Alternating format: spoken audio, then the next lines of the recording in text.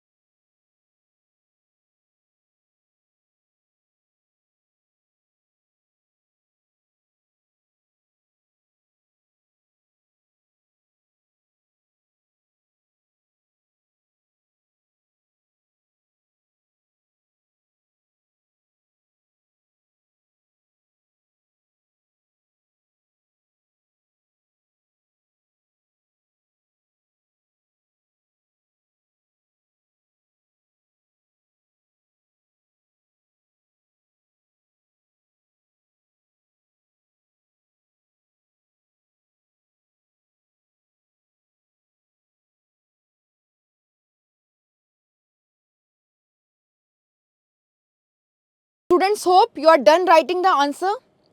देखते हैं कि आपने इस आंसर को कैसे अप्रोच करना था।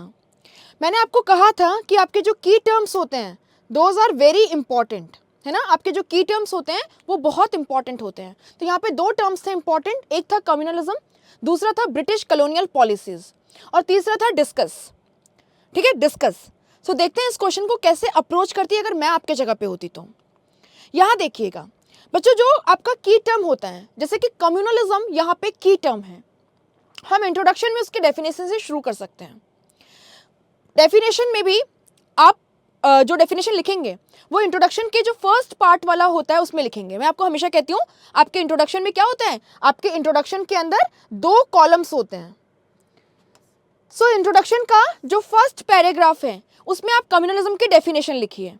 डेफिनेशन में क्या लिखेंगे, एक जनरल डेफिनेशन और एक इंडियन सिनेरियो के हिसाब से। अब ये क्या है, तो जनरल डेफिनेशन की अगर मैं बात करूं तो आप जानते हैं कि कम्युनलिज्म का मतलब होता है excessive love for one's own community, अपनी कम्युनिटी के प्रति, अपने संप्रदाय के प्रति आपका अत्यधिक लगाव है, ये इंपॉर्टेंट होता है। तो ये आप लिखेंगे। फिर आप लिखेंगे कि अगर कम्युनलिज्म को हम एक आइडियोलॉजी की तरफ देखें तो क्या है, कम्युनलिज्म में क्या किया जाता है, अपनी कम्युनिटी को यूनाइट करने के लिए अपनी कम्युनिटी के अंदर जो डिफरेंसेस हैं, economic differences, social differences, political differences, उनको साइडलाइन कर दिया जाता है। केवल इस बात पे फोकस किया जाता है कि हम सब लोग रेस के आधार पे, लैंग्वेज के आधार पे, रिलीजन के आधार पे एक हैं, और साथ ही साथ में ये पॉइंट एम्फेसाइज किया जाता है कि हम दूसरी कम्युनिटी से डिफरेंट हैं, दूसरी कम्युनिटी से डिफरेंट हैं, और हमारे और उनके जो इंटरेस्ट हैं उनमें कोई तालमेल नहीं है। सो एक तरीके से 2 कम्युनिटीज के बीच में एंटागोनिज्म या नफरत की भावना जो है वो कम्युनलिज्म जो है वो पैदा करता है। तो आपने डेफिनेशन लिख दी ना। इंडियन सिनेरियो की अगर मैं बात करूं तो इंडियन सिनेरियो में कम्युनलिज्म या सांप्रदायिकता का मतलब क्या है, तो आप जानते हैं कि हमारे यहाँ पे जब हम कम्युनलिज्म शब्द यूज करते हैं, सांप्रदायिकता, तो वो मोस्टली रिलीजियस पर्सपेक्टिव से यूज करते हैं। तो आप यहाँ बता सकते हैं कि इंडिया के पर्सपेक्टिव में कम्युनलिज्म जो है वो रिलीजियस कम्युनलिज्म है, और वो भी हिंदू और मुस्लिम जो 2 लार्जेस्ट रिलीजियस कम्युनिटीज हैं उनके बीच में जो एंटागोनिज्म है उसको लेकर के है। बच्चों, अपने सेकंड पैरा के अंदर हम अपना जो दूसरा की टर्म है ब्रिटिश कॉलोनियल पॉलिसीज, है ना, ब्रिटिश कॉलोनियल पॉलिसीज, और उन्होंने किस तरीके से कम्युनलिज्म को बढ़ावा दिया, इस चीज पे फोकस करेंगे। तो यहां देखिए, आप जानते हैं ब्रिटिशर्स जो हैं उन्होंने अपने इकोनॉमिक और जो पॉलिटिकल ऑब्जेक्टिव्स थे उसको फुलफिल करने के लिए क्या किया, इंडिया के अंदर जो हमें डाइवर्सिटी देखने को मिलती है उस डाइवर्सिटी का अनड्यू एडवांटेज उठाया और हमारे लोगों को डिवाइड एंड रूल पॉलिसी जो है उसका विक्टिम बनाया, फूट डालो राज करो का। स्पेशली 1857 के बाद में इन्होंने हिंदूज और मुस्लिम्स जो हैं उनके बीच में कम्युनलिज्म या सांप्रदायिकता को बढ़ाने के लिए पूरा एफर्ट डाला, ताकि दोनों कम्युनिटी जिन्होंने 1857 में मिलकर ब्रिटिशर्स का सामना किया था वो न कर पाए।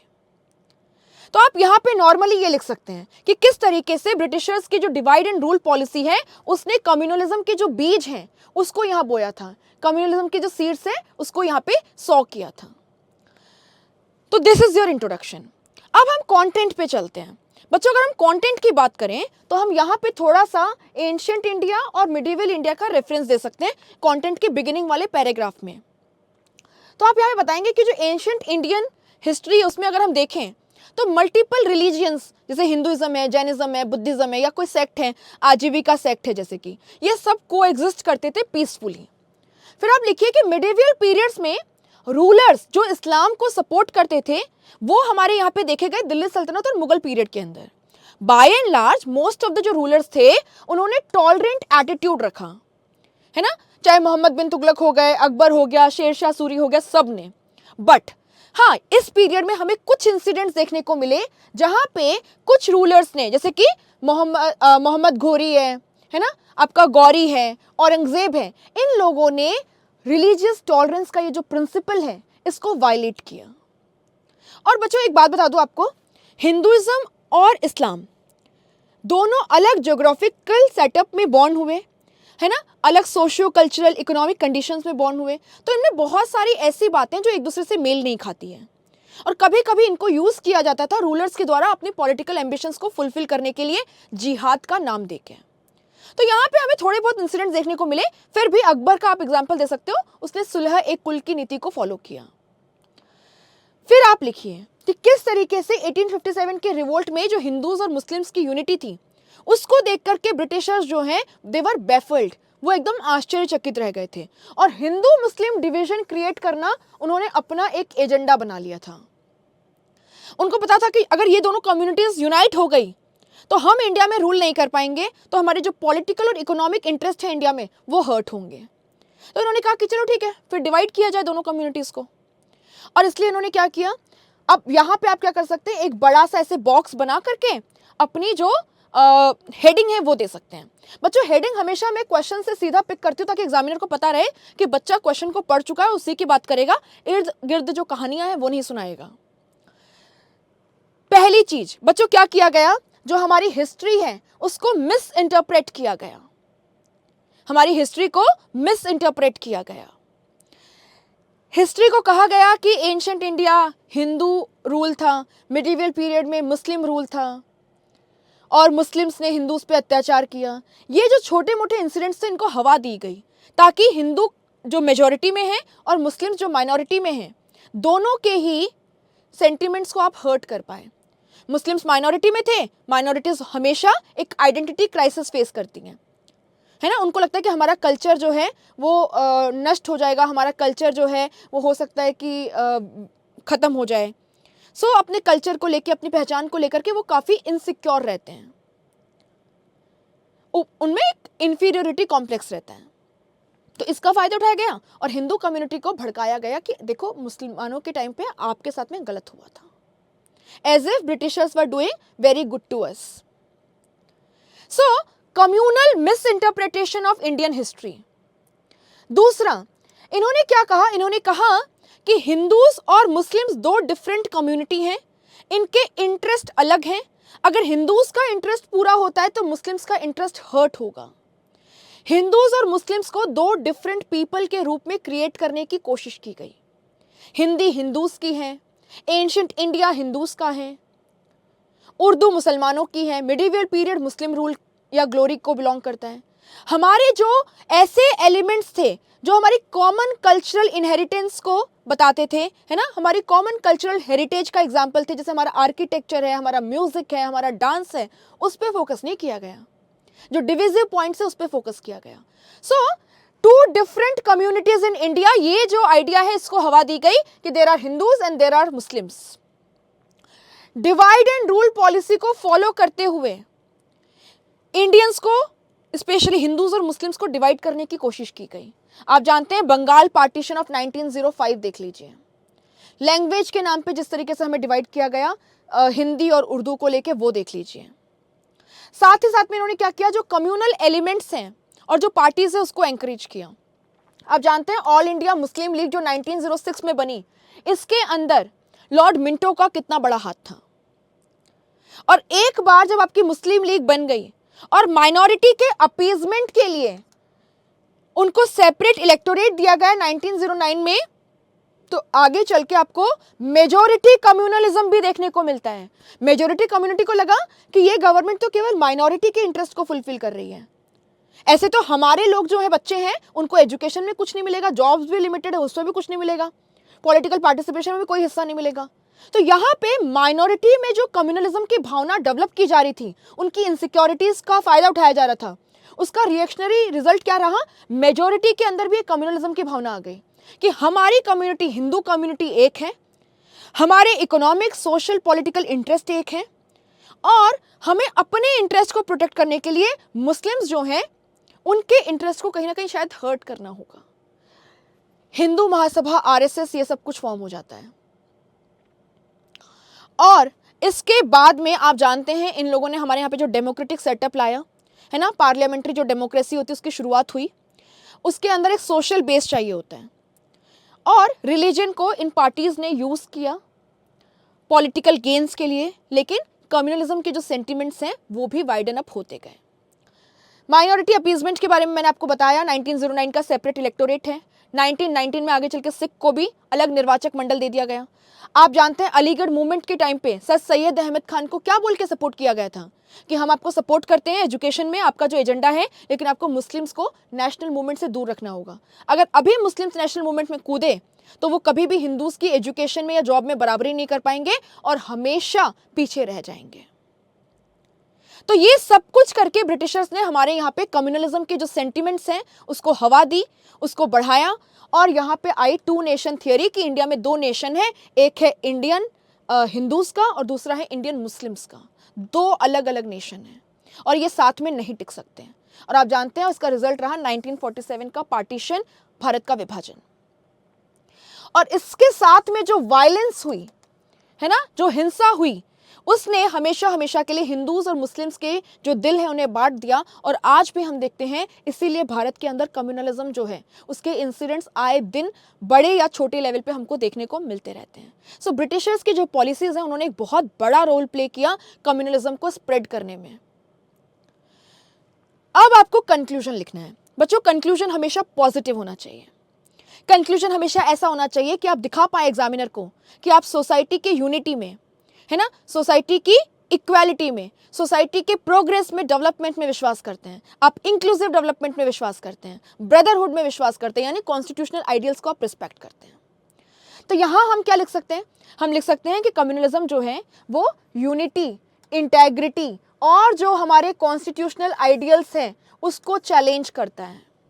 ये हमारे सोशल फैब्रिक को डिस्टर्ब करता है, law and order problem create करता है, जिससे हमारी जो एडमिनिस्ट्रेटिव मशीनरी है, हमारे जो ऑफिशियल्स हैं, हमारे जो लोग हैं, उनका ध्यान डेवलपमेंट एंड प्रोग्रेस से हट करके इन सब इंसिडेंट्स में लगा रहता है। सो आप क्या लिखेंगे? आगे आप लिख सकते हैं सो हमें मल्टीपल लेवल्स पे काम करने की जरूरत है। जैसे कि आप यहाँ देख सकते हो, as a society we need to work on multiple fronts. Education के लेवल पे, एडमिनिस्ट्रेशन के लेवल पे, इकोनॉमिक लेवल पे, पॉलिटिकल लेवल पे हमें इंश्योर करना है कि जो कम्युनल एलिमेंट्स हैं उनको हम डिस्करेज करें, जो कम्युनलिज्म को बढ़ावा देते हैं, जैसे कि हमारी मीडिया के अंदर सेंसेशनलिज्म है, उसको हम कंट्रोल में रखें। हम अपने लोगों को एक ऐसा एजुकेशन दें कि वो समझदार बने और लोगों के बहकावे में ना आए। हम इंक्लूसिव इकोनॉमिक डेवलपमेंट की बात करें, क्योंकि अगर इकोनॉमिकली हम बैकवर्ड होते हैं तो उसका यूज़ बहुत इजीली कर लिया जाता है, उन लोगों को इजीली आप बहका सकते हैं। तो इन सब पे हमें काम करने की ज़रूरत है, राइट? एंड ये आपका एक होलिस्टिक आंसर बन जाता है। 150 वर्ड्स के लिए मोर देन सफिशिएंट है। होप आपने कुछ लर्न किया होगा। बच्चों, अगर आपको ये प्रोग्राम पसंद आता है तो ज़रूर बताइएगा कमेंट बॉक्स के अंदर लिख के। हमें सपोर्ट करने के लिए आप लाइक बटन को हिट कर सकते हैं। एंड यस, अगर चैनल सब्सक्राइब नहीं किया है तो सब्सक्राइब करके नोटिफिकेशन बेल को प्रेस कर दीजिए ताकि सारे नोटिफिकेशंस आपको मिल जाएं। आप इसे शेयर कीजिए ज़्यादा से ज़्यादा, ताकि जो बच्चे इस प्रोग्राम का बेनिफिट उठा सकते हैं वो उठाएं और हमारे साथ जुड़े, ठीक है? मिलके हम सब मचाएंगे। इसके अलावा बच्चों, अगर आप सुपर कोचिंग का कोर्स जो है हमारा उसके लिए एनरोल करते हैं तो वी विल मेक श्योर कि आप पूरे 1 साल के अंदर अपनी कंप्लीट प्रिपरेशन कर लें, अपनी जीएस की, है ना, अपने सब्जेक्ट की, सीसेट की, और सब्जेक्ट मतलब ऑप्शनल कोर्स की। साथ ही साथ में आपको यहाँ पे टेस्ट सीरीज है, स्टडी नोट्स हैं, ये सब कुछ भी मिल रहा है। आपकी लाइव क्लासेस होती हैं जहाँ पे आपको कंटेंट पढ़ाना, मेंस आंसर राइटिंग में कॉपी चेक करके लाइव क्लास में बताना कि क्या कमी है, क्या आप अच्छा कर सकते हैं, है ना, प्रीलिम्स की टेक्निक सिखाना, कंटेंट के बारे में बताना, रिसोर्सेज के बारे में बताना, सब कुछ आपको प्रोवाइड किया जाता है एक सिंगल प्लेटफॉर्म पे। मैं भी आपकी क्लासेस लेती हूँ, लाइव क्लासेस। और बच्चों, जहाँ तक है ना, ये सब है श्रीराम IAS, लुकमन IAS, उजांक IAS, इन सब के कोर्सेज अवेलेबल हैं। आपकी अगर फीस की बात करें तो आपकी फीस है 29,999 पूरे साल की, लेकिन इसके लिए आपको कूपन कोड यूज करना होगा। जस्ट अ मिनट, आप कूपन कोड यूज कर सकते हैं सोनप्रिया, SONPRIYA, ठीक है? लिंक जो है आज के वीडियो के डिस्क्रिप्शन में, फर्स्ट लिंक जो है उस पर आपको क्लिक करके ज्वाइन करना है। टीचर के कूपन कोड पे आपको 5% एक्स्ट्रा मिलेगा, ठीक है? सो इसमें आपका optional, test series, study notes, GS courses सब कुछ आ गया। Thank you so much, happy learning and जुड़े रहिए, बने रहिए। बाकी आपकी 11:45 पे एक क्लास होती है मेरे साथ में हिस्ट्री की, रोज इसी प्लेटफॉर्म पे, और 1:30 पे आपकी मास्टर क्लास होती है टेक्स्ट बुक की ऐप पे, आप उसके लिए भी जुड़ सकते हैं। Thank you so much.